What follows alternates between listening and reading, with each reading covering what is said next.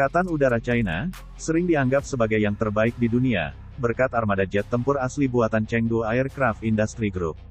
China termasuk di antara segelintir negara yang memiliki 100% armada jet tempur buatan dalam negeri, dan juga di antara hanya 3 negara yang memiliki jet tempur generasi kelima, dalam bentuk Chengdu J-20. Namun, pekerja kerasnya adalah jet tempur seri J-10, yang juga diekspor ke Angkatan Udara Pakistan. J-10 telah terbukti menjadi jet tempur yang tangguh, dan membuktikan nilainya setiap saat. J-10 memiliki sayap delta yang besar, itu juga memiliki 2 kanat tepat di belakang kokpit, untuk meningkatkan kemampuan manuver. Persenjataannya identik dengan MiG-29 dan F-16, menurut National Interest, dengan 3 tiang senjata di setiap sayap dan 3 di perut. Sebaliknya, Rafale adalah pesawat tempur bermesin ganda, yang dapat beroperasi dari kapal induk atau pangkalan darat. Semua misi penerbangan tempur dapat dilakukan oleh Rafale, yang sepenuhnya dapat beradaptasi, termasuk superioritas udara dan pertahanan udara, dukungan udara jarak dekat, serangan mendalam, pengintaian, serangan anti kapal, dan penangkal nuklir. Satu perbedaan utama antara kedua pesawat adalah bahwa, tidak seperti Rafale yang telah digunakan dalam misi tempur di Afghanistan, Libya, Mali, Irak dan Suriah, J-10C belum menghadapi situasi pertempuran yang sebenarnya.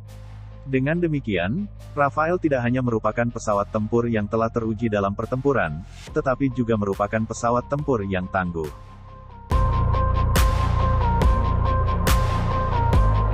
Kokpit J-10 memiliki 3 layar kristal cair multifungsi, bersama dengan tampilan kepala holografik yang dikembangkan di Tiongkok, yang semuanya sepenuhnya kompatibel dengan penglihatan terpasang helm, atau HMS yang juga buatan dalam negeri Tiongkok, yang diklaim lebih unggul dari HMS pada Sukhoi Su-27 yang dijual ke China. Sistem avionik inti Rafale menggunakan avionik modular terintegrasi, yang disebut MDPU, unit pemrosesan data modular. Arsitektur ini menampung semua fungsi utama pesawat, seperti sistem manajemen penerbangan, fusi data, kontrol kebakaran, dan antarmuka manusia dan mesin. Rafale memiliki sistem bantuan pertahanan terintegrasi bernama SPECTRA, yang melindungi pesawat dari ancaman udara dan darat, yang dikembangkan sebagai usaha patungan antara Thales dan MBDA. Berbagai metode deteksi, jamming, dan decoying telah digabungkan, dan sistem telah dirancang agar sangat dapat diprogram ulang, untuk mengatasi ancaman baru dan menggabungkan subsistem tambahan di masa mendatang. Kemampuan serangan darat Rafale sangat bergantung pada pot penargetan sensorik, seperti pot pengintaian Reko generasi baru, Areos dari Thales Optronics dan pot penunjukan elektro-optik, laser Damocles. Damocles memberikan informasi penargetan ke berbagai persenjataan yang dibawa oleh Rafale, dan terintegrasi langsung dengan radio aman Rafale, VHF, UHF, untuk mengomunikasikan informasi target dengan pesawat lain. Ia juga melakukan fungsi utama lainnya seperti pengawasan optik udara dan terintegrasi dengan sistem navigasi sebagai FLIR.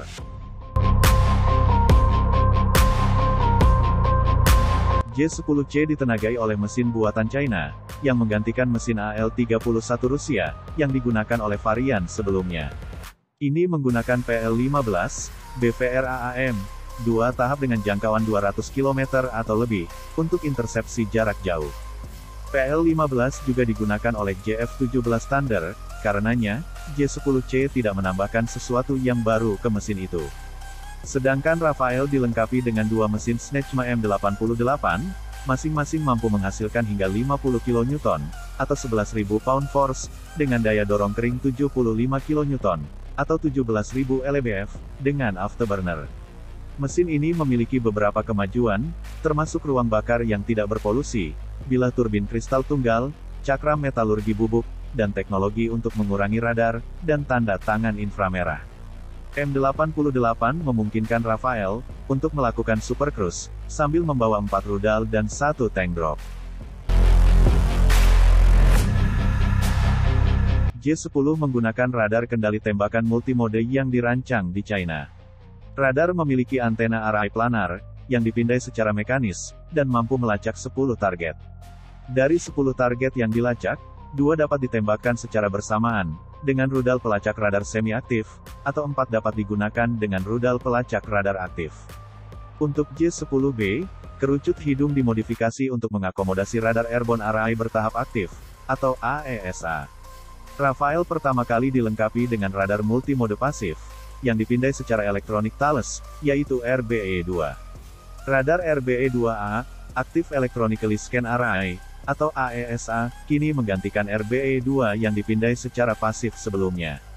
RBE-2A, dilaporkan memberikan jangkauan deteksi yang lebih besar hingga 200 km, meningkatkan keandalan dan mengurangi permintaan perawatan, dibandingkan radar sebelumnya. Radar AESA Rafael, bersama dengan rudal Meteor, memberikan keunggulan penting dalam peperangan Beyond Visual Range, atau BVR. Paket peperangan elektronik Rafael dianggap yang terbaik di kelasnya. Untuk memungkinkan Rafael tampil dalam peran supremasi udara, itu mencakup beberapa sistem sensor pasif. Sistem elektro-optik sektor depan, atau Optronics sektor frontal, atau OSF, yang dikembangkan oleh Thales, sepenuhnya terintegrasi di dalam pesawat, dan dapat beroperasi baik dalam panjang gelombang tampak maupun inframerah. OSF memungkinkan penyebaran rudal inframerah seperti MICA, di luar jangkauan visual, itu juga dapat digunakan untuk mendeteksi dan mengidentifikasi target udara, serta target di darat dan di laut.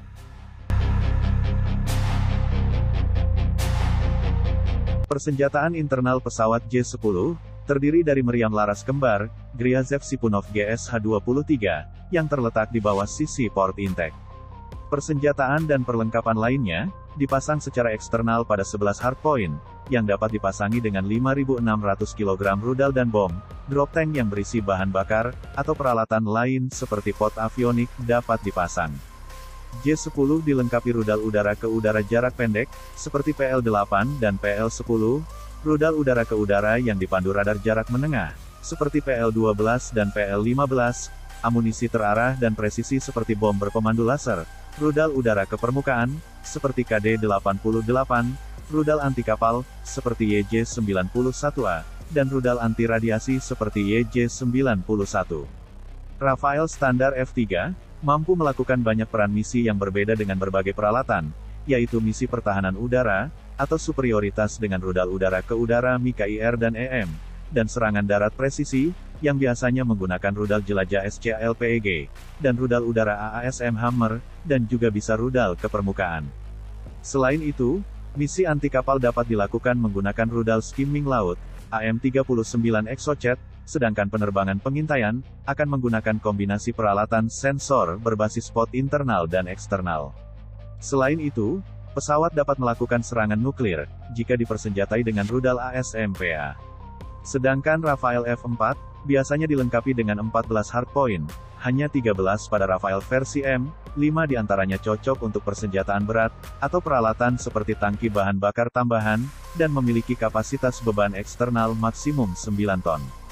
Selain peralatan di atas, Rafael membawa meriam revolver 30 mm GIAT-30, dan dapat dilengkapi dengan berbagai bom berpemandu laser, dan amunisi serangan darat.